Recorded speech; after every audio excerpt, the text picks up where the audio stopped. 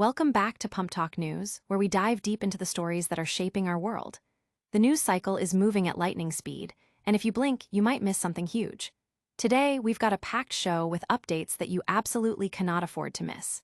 Get ready, because we're bringing you the latest, the greatest, and the most talked about developments across the board. From high-stakes financial meetings to unexpected events and groundbreaking initiatives, we've got it all covered. Stick around, because this is the information you need to stay ahead of the curve. Let's get into it. First up, we're heading to South Korea, where a major player in the digital currency space is making waves. We're talking about significant meetings that could reshape the future of finance in the region. Imagine top executives engaging in critical discussions that could impact global markets. This is that story. Get ready for the inside scoop on what went down, because this is big. Then, we shift gears to a surprising incident at a major public event. A situation unfolded that led to serious accusations and has everyone talking about safety and accountability. We'll break down exactly what happened and the charges that have been filed. You won't want to miss these details, as they paint a vivid picture of a moment that took a serious turn. Next, we're exploring a unique artistic collaboration that's blending powerful themes with captivating performances. This is a story about creativity, emotion, and a journey through life itself, featuring a remarkable group of performers. And finally, we're shining a spotlight on a groundbreaking project led by Indigenous women in Northern Ontario, aiming to revolutionize housing. Stick around for all these incredible stories and more. Don't forget to hit that like button, subscribe for more, and ring that notification bell so you never miss an update. Circle Chief Tarbert holds stablecoin meetings with top South Korean bankers. A financial power play in Seoul. In a move that could significantly influence the burgeoning digital asset landscape, the president of Circle, the issuer of USD coin, USDC, Heath Tarbert, has engaged in a series of high-level meetings with prominent South Korean bankers. These discussions, focused on stablecoins, signal a critical juncture for financial innovation in a nation actively preparing its regulatory framework for digital currencies.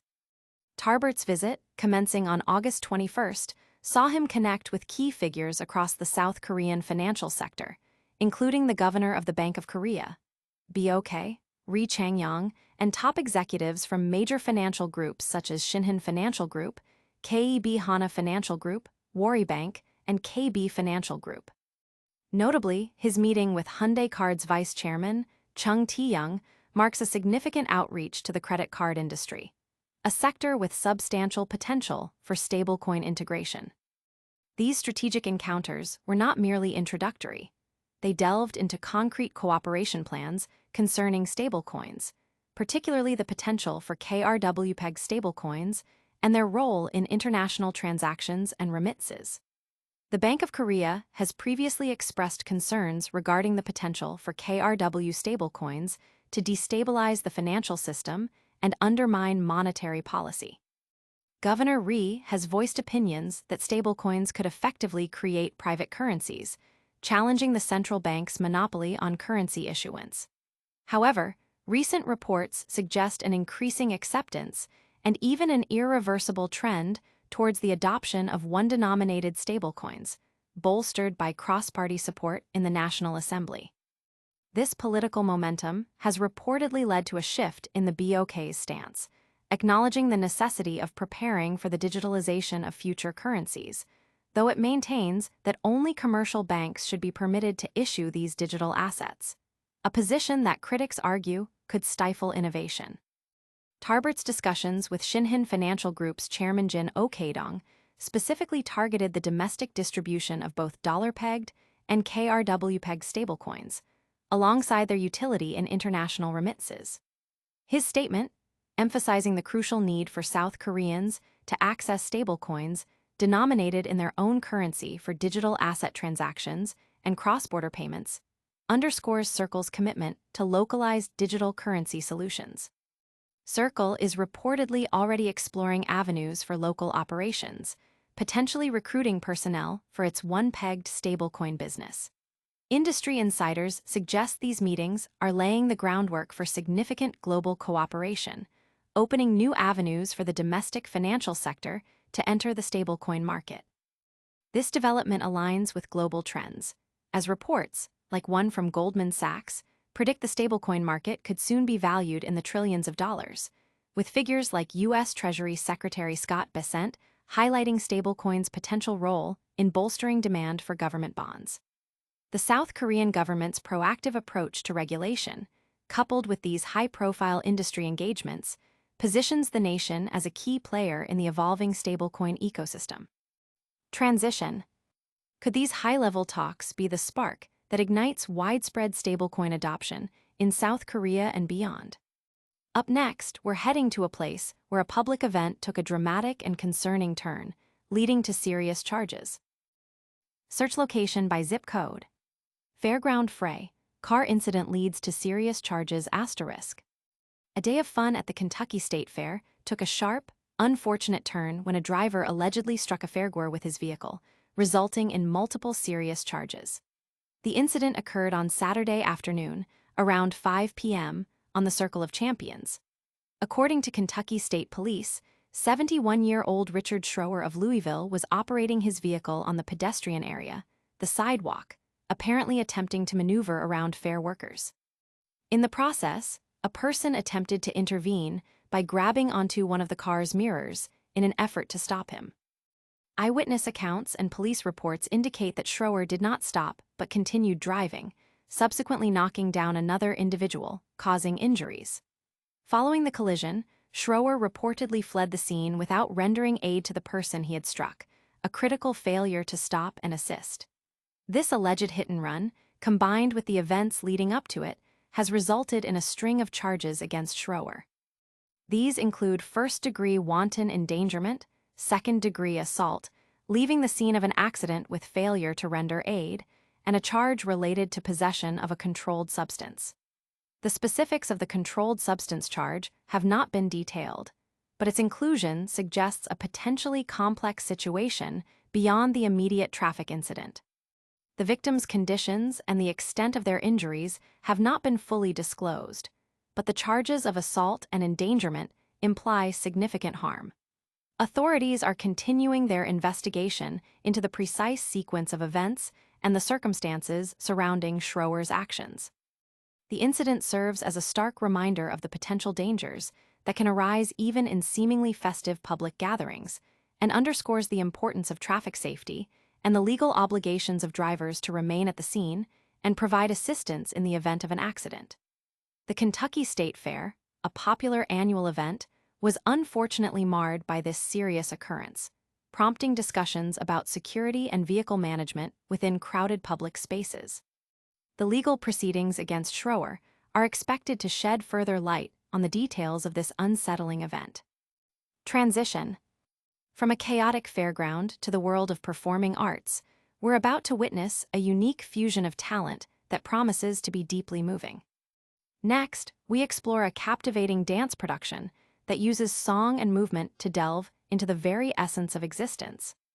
Song and dance unite to explore the circle of life, a journey through life's rhythms.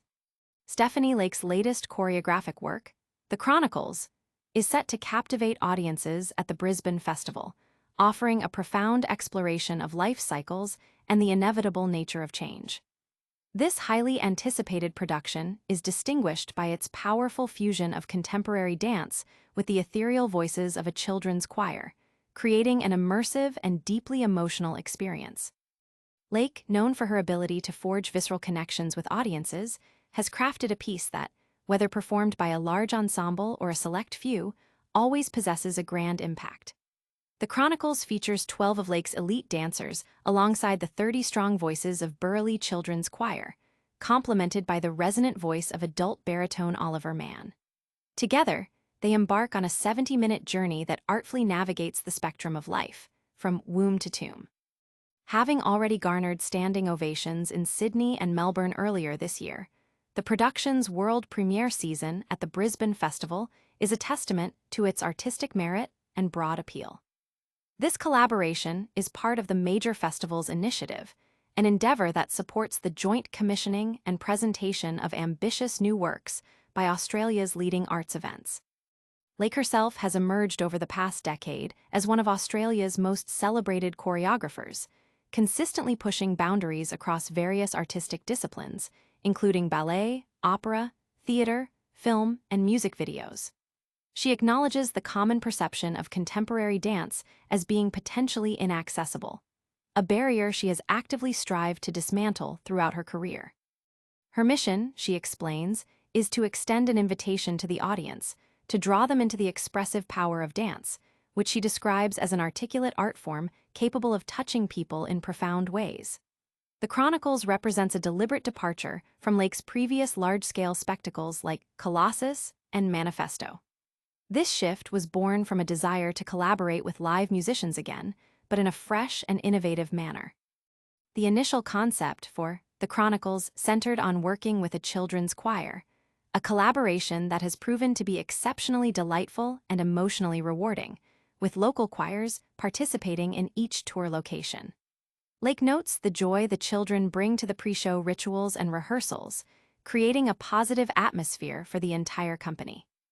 This collaboration has also unexpectedly opened new artistic pathways for Lake, leading to a deeper, more meditative, and emotional connection with audiences, while still retaining the signature drive, energy, and rhythm characteristic of her choreography.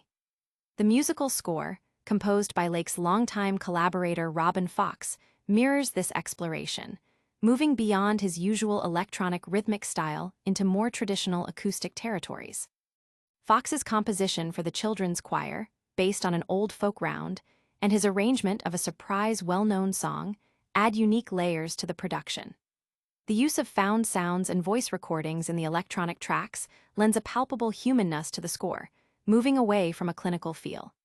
The production's design, featuring organic elements that transform the stage at the Thomas Dixon Center, further enhances the immersive experience.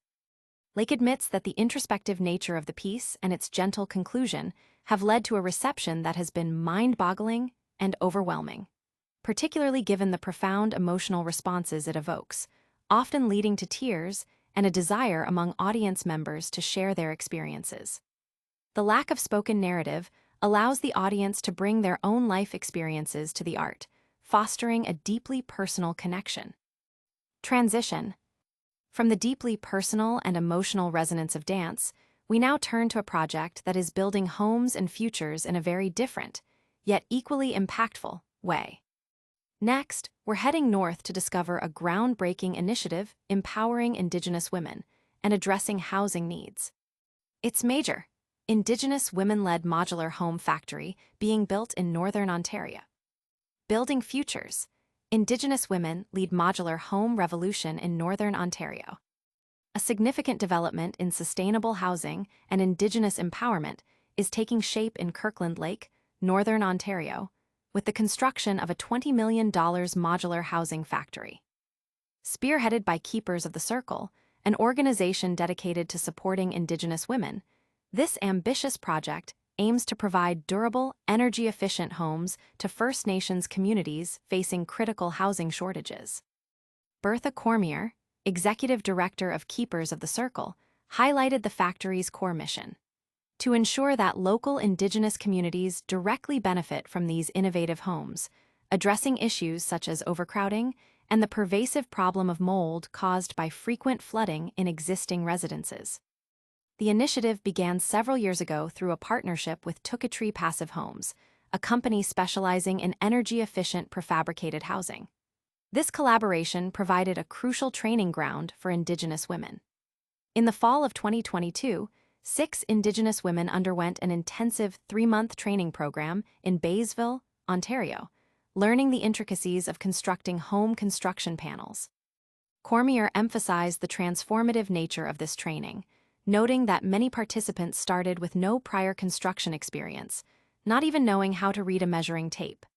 Despite this, they successfully built wall, roof, and floor panels for a 600-square-foot home, which was then transported and assembled in Temiskaming in January 2023. This initial home was entirely off-grid, powered by solar energy, and featured a compostable waterless toilet and a water catchment system for washing, a model of sustainable living. Buoyed by the success of this pilot project, Keepers of the Circle moved forward with plans to establish their own factory to serve the broader Northern Ontario region. The new facility will be a substantial 24,000 square foot building, connected via a breezeway to a 10,000 square foot administrative center.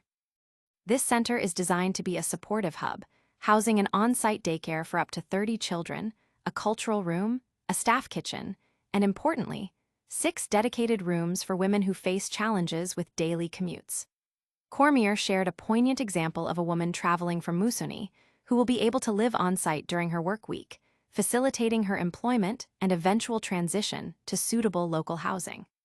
Since the project's inception, funded by the Canada Mortgage and Housing Corporation, an additional 12 Indigenous women have received construction training and are slated for employment at the factory. Cormier spoke passionately about the empowerment these women feel, witnessing their accomplishment in building homes, stating, "It's truly inspiring to see." These women often enter the program through an 8-week pre-employment skills training initiative called Culture, Confidence, and Competence, the CCC program, which targets those who are unemployed, underemployed, or at risk of homelessness. The program focuses on reconnecting participants with their culture and building the confidence and competence needed to become reliable employees. Cormier also expressed hope that the factory will champion a shift towards more sustainable building materials, moving away from conventional spray foam or fiberglass insulation in favor of cellulose, a material derived from recycled paper and cardboard. Ensuring that all seams and crevices are properly sealed will further enhance the home's energy efficiency, potentially lowering utility costs for residents, particularly elders in First Nation communities who operate on tight budgets. Cormier views the project through an intergenerational lens, stating, "As an Indigenous person, we always talk about looking forward 7 generations, and these homes that we are building will definitely be around after 7 generations." The town of Kirkland Lake has shown strong support for reconciliation by selling the land to Keepers of the Circle for $1 per acre, a move Mayor Stacey White described as major and setting a precedent for other municipalities. The homes will be available to the public market as well, broadening the project's impact. The factory is anticipated to be operational by July 1st of the following year, marking a significant step forward in addressing housing needs and fostering economic opportunities for Indigenous women in Northern Ontario. Transition. From building homes in the north, we're now going to wrap up today's show with a quick recap of all the incredible stories we've covered. Stay tuned for the lightning round. And that's a wrap on another explosive episode of Pump Talk News. We saw Circle's CEO meeting with top South Korean bankers about stablecoins. A surprising incident at the Kentucky State Fair led to serious charges. A breathtaking dance production explored the circle of life with a children's choir. And a groundbreaking modular home factory is being built by Indigenous women in Northern Ontario. What a show! If you found this update valuable, smash that like button, subscribe to Pump Talk News for more essential updates, and ring that notification bell so you're always in the loop. Don't forget to share your thoughts in the comments below and follow us on all social media platforms to stay connected. We'll see you next time.